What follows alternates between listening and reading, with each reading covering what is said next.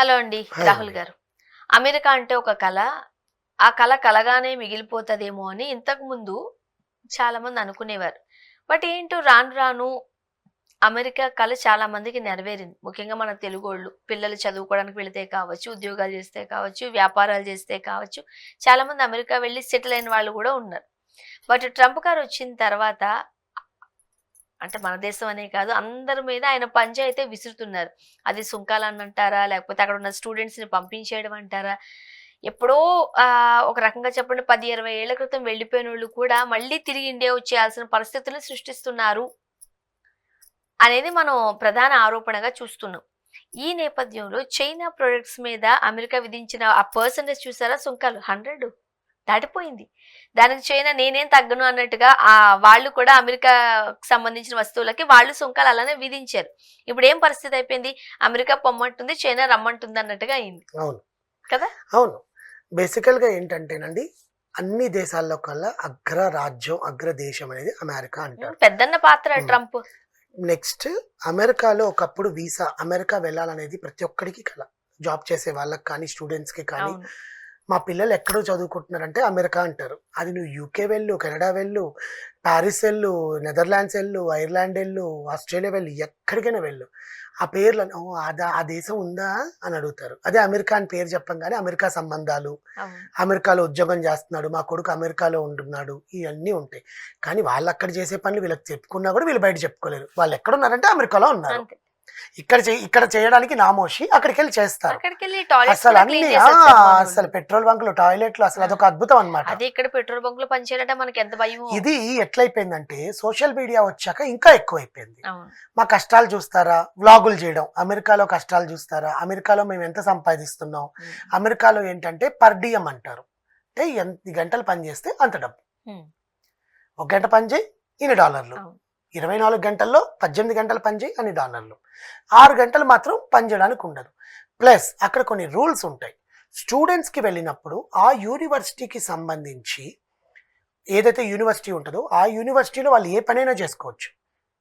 జూనియర్స్‌కి వీళ్ళు క్లాసులు చెప్పుకోవచ్చు. అక్కడ ఉండే క్యాంటీన్‌లో పని చేయొచ్చు. ప్లేట్లు కడగొచ్చు. అక్కడ వాష్‌రూమ్ క్లీనింగ్ చేయొచ్చు. గార్డెనింగ్ చేసుకోవచ్చు. నీకు పెయింట్ వస్తే యూనివర్సిటీని అంత అత్యద్భుతంగా తీర్చిదిద్దడానికి పెయింట్‌లేసుకోవచ్చు. లేకపోతే సెక్యూరిటీగా ఆ పరిసర ప్రాంతాల్లో నువ్వు ఏమైనా చేయొచ్చు. బయట ఏందంటే మనం ఎట్లా ఇప్పుడు దీన్నేమంటారంటే ఇక్కడ బ్యాక్ డోర్‌లని అవన్నీ అంటారు గదా! హ్మ్. అక్కడ అట్లాగా కొంచెం డబ్బులు తీసుకొని జాబ్‌లు ఇస్తారనమాట నీకు. ఓకే. బయట. ఇట్లా సూపర్ మార్కెట్స్‌లో పనిచేయడానికి. అంటే వాళ్ళకు ఉండే వీసాకి సంబంధించిన లయబిలిటీస్ కూడా ఉంటాయి. అదే అనబోతున్నా. ఇప్పుడు వాళ్ళు తీసుకున్న వీసాని బట్టి, దాన్ని బట్టి. ఇప్పుడు యూనివర్సిటీస్‌లో ఉండాలా? ఈ ఈ ఈ ఆ! మనం అది కూడా చూడొచ్చు. హ్మ్. యూనివర్సిటీస్ కూడా కొన్ని యూనివర్సిటీస్ హాస్టల్ సదుపాయాలు ఇస్తాయి. ఆ అవును. ఫెసిలిటీ ఉంటుంది. అవును. అక్కడ ఉండలేనోళ్ళు ఇద్దరు ముగ్గురు కలిపి ఎక్కడైనా బయటకి రూమ్ రెంట్ తీసుకొని కూడా తీసుకుంటారు. ఉంటారు. అదే ఫ్లాట్ ఆ తీసుకొని. పక్కనున్న సూపర్ బజార్‌లోను, ఆ పక్కనున్న ఒక ఇండియన్ సూపర్ బజార్స్ ఉంటాయి. అక్కడ కూడా పని చేసుకోవచ్చు. అక్కడ కొంచెం డబ్బులెక్కువొస్తాయి గాబట్టి, అవును. ఇప్పుడు వీళ్ళు చదువుకోవడానికి లోన్ హ్మ్. పెట్టుకొని ఎళ్తారు. ఆ ఆ డబ్బులెలా లోన్ తీర్చాలి? తీర్చడానికే ఇవన్నీ చేస్తారండి. చేస్తారు మరి. పార్ట్ టైమ్ వర్క్ ఉంటుంది. కానీ స్టూడెంట్ వీసాకి ఒకప్పుడు ఏందంటే ఇన్ని గంటలు మాత్రమే పని చేయాలి వారంలో. పని అవును. చేసుకోవచ్చు. కానీ వాళ్ళ వీసాకి సంబంధించింది ఏదైతే ఉంటాయో అక్కడికెళ్ళి చేసుకోవచ్చు. పెట్రోల్ బంకా, సూపర్ అవును. మార్కెటా వాటెవర్ డౌన్ టౌన్‌కెళ్ళి కూడా చేసుకోవచ్చు. ఇట్లుంటుంది. ఇవన్నీ పోను పోను ఏమైపోయింది అంటే ఇక లోన్ తీసుకోవడము, వీసా వచ్చేస్తది స్టూడెంట్స్ వీసా. హ్మ్. నంబర్ ఆఫ్ యూనివర్సిటీస్ ఎక్స్‌పాట్స్‌ని అంటే ఇండియన్ సిటిజన్స్ కానీ వెళ్ళిపోవడము. ఇంకా ఎక్కువ చెప్పాలంటే మన తెలుగోళ్ళు ఎక్కువ ఉండడం అక్కడ ఇబ్బందికరమైపోయింది. ఇబ్బందయిపోయింది. ఎందుకంటే ఫస్ట్ ఆఫ్ ఆల్ సంవత్సరానికి ఒక 10,000 మంది వెళ్తున్నారంటే 10 సంవత్సరాలకి 1,00,000 మంది ఇండియన్స్ అక్కడ. హ్మ్. ఆల్‌మోస్ట్ ఆల్ ఒక 20 ఇయర్స్ నుంచి 20,00,000 మంది ఉన్నారు. అర్థమైందా? 20,00,000 అమెరికా పాపులేషన్‌లో ఆల్‌మోస్ట్ ఆల్ 20,00,000 మంది ఇండియన్స్ ఉంటే కొత్తగా వెళ్ళే వాళ్ళకి ఉద్యోగాలు దొరకట్లా. కొత్తగా వెళ్ళే వాళ్ళకి ఫ్లాట్స్ దొరకట్లేదు. హాస్టల్స్‌లో వాళ్ళు కారు మళ్ళీ వాళ్ళు రెంట్‌కి తీసుకోవాలి. అక్కడ బైకులు, గీకులు ఉండవు. కార్‌లోనే తిరగాలి. అవును. అది కూడా కొనుక్కోవాలి. రెంట్‌లకు ఉండవు. కొనాలి హ్మ్. ఈఎంఐల్లో. అంటే నువ్వు ఎంత కాలంకి వాడుకుంటావో అంతకాలం ఈఎంఐ కట్టుకోవచ్చు. తర్వాత కారు తీసుకొని వెళ్లి వాళ్ళకి ఇచ్చేయొచ్చు. హ్మ్. ఆ ఈఎంఐ డబ్బులు నీకు వెనక్కి రావు. ముందు కట్టిన డబ్బులు నీకు వెనక్కి రావు. కరెక్టే. అయిపోతుంది. అలా ప్రతి ఒక్కటి వీళ్ళకి ఇబ్బంది అయిపోతుండేసరికి ట్రంప్ అండ్ కమలా హారిస్ పోటీ పడ్డారు ఈసారి. హ్మ్. కమలా హారిస్ ఏంటంటే కంప్లీట్ ఆపోజిట్ టు ఇండియా. అస్సలు ఇండియా నుంచి ఏమీ రాకూడదు. Even though she's an Indian. అస్సలు ఇండియా నుంచి అసలు ఏమి ఇంకా ఒక్కవేళ కమలా హారిస్ వచ్చి ఉంటే ఇంతకన్నా దారుణం, అయి ఉండేదా? ఇంతకన్నా దారుణం, ఇష్టం వచ్చినట్టు చేసేసి ఉండేది. ట్రంప్ వచ్చి కొంచెం మంచి పని చేశాడు అంట. నేను అందరు తిట్టుకుంటారేమో నన్ను వీడియో చూసాక కానీ, but Trump did very good job. Okay. ఎందుకంటే అక్రమంగా ఎవరైతే వెళ్ళి అక్కడ ఉంటున్నారో వాళ్ళందరినీ ముందు ప్రక్షాళన చేస్తున్నాడు. నిజాయితీగా వాళ్ళ నిబంధనల ప్రకారం ఎవరైతే వీసా ఇంటర్వ్యూస్ తీసుకొని ఇమిగ్రేషన్లో అన్ని సక్సెస్ అయ్యి వస్తారో వాళ్ళకు ఉపాధి కల్పిస్తాం మేము. వాళ్ళకి ఖచ్చితంగా ఇక్కడికి వచ్చి చదువుకోవచ్చు.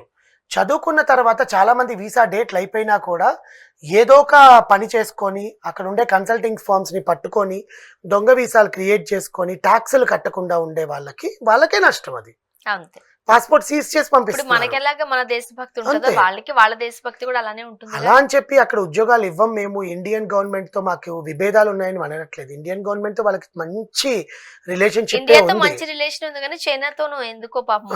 అది ఆబ్వియస్ గా ఎప్పటి నుంచో ఉంటుందండి, ఉంది. ఇప్పుడేం కాదు.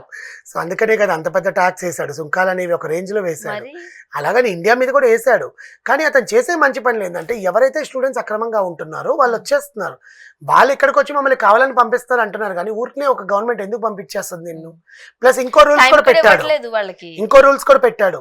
నువ్వు ఒక రోడ్డు మీద ఏదైనా హార్న్ ఇచ్చి నీకు మీద కేసు నమోదైనా నీ వీసా సీజ్. అవును. ఒక చిన్న తప్పు చేసినా వీసా సీజ్. అవును. నువ్వు నోరు మూమారు ఉంటుంది చాలా మందికి, అది నువ్వు నోరు అదుపులో పెట్టుకున్నా ఉంటావు, లేదంటే వీసా సీజ్. 4 ఏళ్ళు భరించాలి ఇంకా ట్రంప్ని. ఇంకోటి ఏంటంటే ఎవరైతే ఉద్యోగాలు L1 H1Bల మీద వెళ్ళిన వాళ్ళు 30 రోజుల లోపల వెళ్ళిపోవాలి, మీ వీసా డేట్స్ అయిపోతే కంపెనీస్ కూడా ఉండడానికి లేదు, లేకపోతే మీ కంపెనీని కూడా మేము సీజ్ చేస్తాము అని చెప్పి ట్రంప్ ఇవ్వడము. ఒకవేళ మీరు 30 రోజుల తర్వాత నువ్వు ఒక్క రోజున్న రోజుకి 4,83,000 నువ్వు పే చేయాలి, 4,83,000. అండ్ ఇంకా ఆయన చెప్పింది ఏంటంటే గ్రీన్ కార్డ్ వస్తేనే నువ్వు యుఎస్ సిటిజన్ అయిపోవడం కాదు, గ్రీన్ కార్డ్ ఉండే వాళ్ళందరూ యుఎస్ సిటిజన్స్ కారు. ఆయన ఫస్ట్ సైన్ చేసింది ఏంటంటే అదర్స్ అనే కాలం ఉంటుంది కదా, మేల్ ఫీమేల్ అదర్స్ అని. అదర్స్ అనే కాలం లేదు అమెరికాలో, only male and female. That is what is decisions. ఇవన్నీ చూసి వేరే దేశాలు ఓకే ఇప్పుడు అమెరికా కన్నా మా దేశాలకి కొంచెం ఎక్కువ వస్తారు కాబట్టి ఎక్కువ మంది సిటిజన్స్ని మేము రాణిస్తున్నాం మా దేశంలోకి అని చెప్పి జపాన్, ఆఖరికి ఇండోనేషియా అంటున్నాను, కొరియా, కిమ్ దానికి ఎవరు వెళ్ళరు, అలాంటిది కిమ్ ఇచ్చాడు రండి మా దేశానికి వచ్చి చూడండి అని. కానీ ఆయన రూల్స్ ఆయనకు ఉంటాయి అక్కడికి వెళ్ళినా కూడా. ఇలాగ చైనా ఏం చేసిందంటే జనవరి 1 నుంచి ఇప్పటిదాకా 85,000 మంది ఇండియన్స్ కి వీసా స్పాన్సర్ చేసింది. అండ్ టూరిస్ట్ వీసా వాళ్ళకి అంతకుముందు చైనా వెళ్ళాలంటే చాలా ప్రాసెస్ ఉండేది, ఇప్పుడు అవి ఏమీ లేదు. ఆన్లైన్లో కూడా నువ్వు టైం తీసుకోవాలి, స్లాట్ బుక్ చేసుకోవాలి, ఏం లేదు.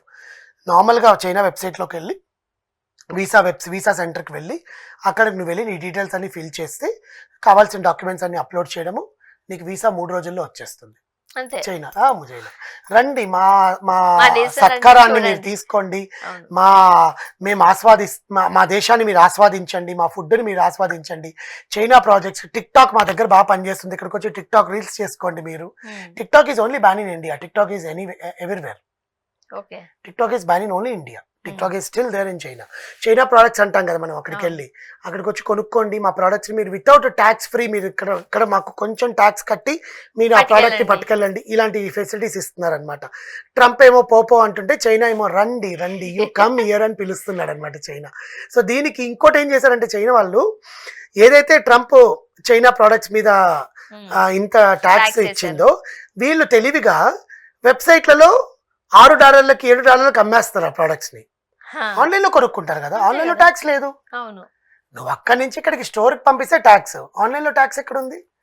We are shipping to all over the world అన్నారు. తెలివైన వాళ్ళు మరి అంతే కదండి. చూద్దాం. Thank you.